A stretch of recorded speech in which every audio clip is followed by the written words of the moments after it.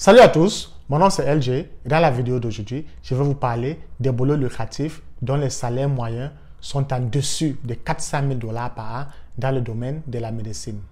En général, les docteurs gagnent très bien leur vie, car ici aux États-Unis, un dentiste gagne en moyenne 187 000 $ par an, un médecin général gagne en moyenne 200 000 $ par an et un pharmacien gagne en moyenne 147 000 $ par an. Mais toutefois, en décidant de passer un peu plus de temps à l'école et de vous spécialiser dans certaines filières, vous pouvez doubler vos revenus annuels. Alors, quelles sont ces filières-là dont les salaires annuels sont au-dessus de 400 000 $ par an? Si vous voulez en savoir plus, je vous encourage de regarder cette vidéo jusqu'à la fin.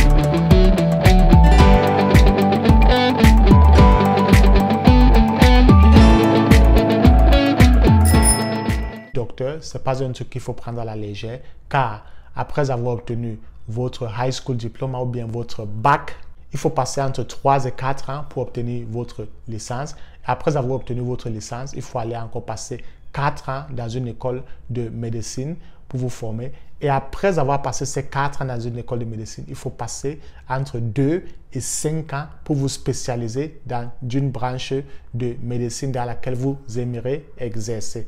Alors, au 5e rang de notre classement, nous avons les anesthésologues.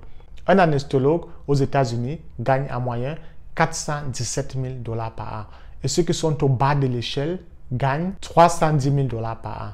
Mais vous allez vous dire, 410 000 $ par an, tout juste pour piquer une piqûre à un patient pour qu'il s'endorme, car 410 000 $ par an vous paye au moins 7 Range Rover. Oui, c'est vrai, mais devenir anesthésologue n'est pas chose facile, car après avoir complété votre diplôme de médecin, il faut maintenant passer, se spécialiser et généralement la spécialisation prend 4 ans de plus. Donc au total, vous allez passer 12 ans de votre vie à l'école. Si cela n'est pas un problème pour vous, c'est une très bonne filière avec de très gros revenus. Au 4e rang, nous avons les oncologues. Les oncologues, qu'est-ce qu'ils font? Les oncologues, ce sont ces docteurs-là qui se spécialisent beaucoup plus dans le traitement des cancers. Ils administrent aux patients les différents traitements qu'ils doivent suivre pour aider à éradiquer le cancer de leur corps. Un oncologue gagne en moyenne 444 000 $ par an et ceux qui sont au bas de l'échelle gagnent en moyenne 330 000 $ par an. Et pour devenir oncologue, après que vous ayez complété vos études de médecine, vous devez passer une formation dans laquelle vous vous spécialisez. Et cette spécialisation-là prend en général 5 ans d'études. Et un truc aussi qu'il faut savoir, c'est que pendant que vous êtes en école de formation, pour devenir un spécialiste, vous ne gagnez pas de gros salaires. Donc les salaires moyens sont jamais 50, 60, 40 000 $ par an, dépendamment des spécialités. Parce que c'est que parfois, beaucoup de personnes, lorsqu'ils finissent leurs études de médecine, ils commencent à célébrer, mais il faut aller se spécialiser et cela aussi prend beaucoup de temps, comme vous allez le constater tout au long de cette vidéo. En 3e position, vous avez les cardiologues. Et un cardiologue gagne en moyenne 509 000 $ par an. Oui, 509 000 $ par an. Et comme le nom l'explique, un cardiologue, ce sont des docteurs spécialisés pour travailler beaucoup plus sur le cœur. Donc, s'il y a des opérations chirurgiennes qui doivent être faites au niveau de votre cœur pour comprendre qu'est-ce qui ne va pas avec votre cœur, ce sont ces personnes-là dont vous allez pour la plupart du temps consulter. Car comme nous tous le savons, le cœur, c'est ça, c'est l'organe qui pompe le sang et c'est aussi un organe très complexe sur l'être humain. Et cela demande énormément de longues études après que vous ayez complété vos études de médecine. Car après vos études de médecine, il faudrait que vous passiez 6 à 7 ans pour vous spécialiser pour finalement devenir cardiologue. Donc au total, après vos études de médecine, il faut encore passer 7 ans de spécialisation pour un total de presque 15 à 16 ans d'études.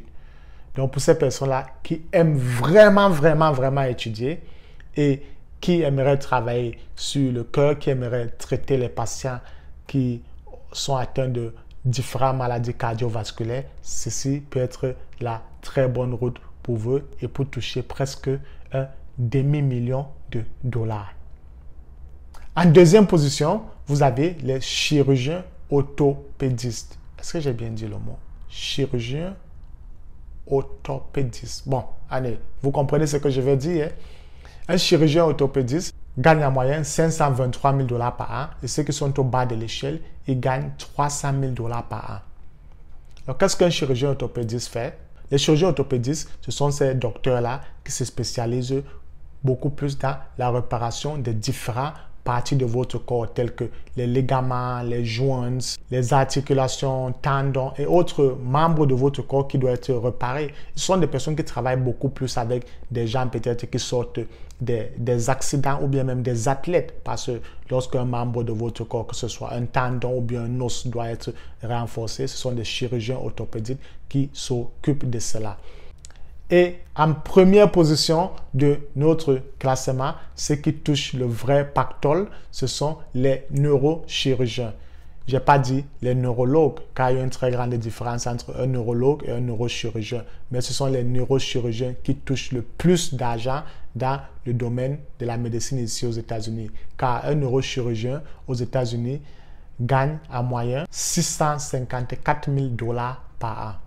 Et les neurochirurgiens, ce sont ces docteurs-là qui se concentrent sur toute opération qui a à voir beaucoup plus avec votre système nerveux, que ce soit au niveau de votre cerveau, aussi sur la colonne vertébrale et sur tout votre corps, et ce qui a à voir avec les systèmes nerveux de votre corps.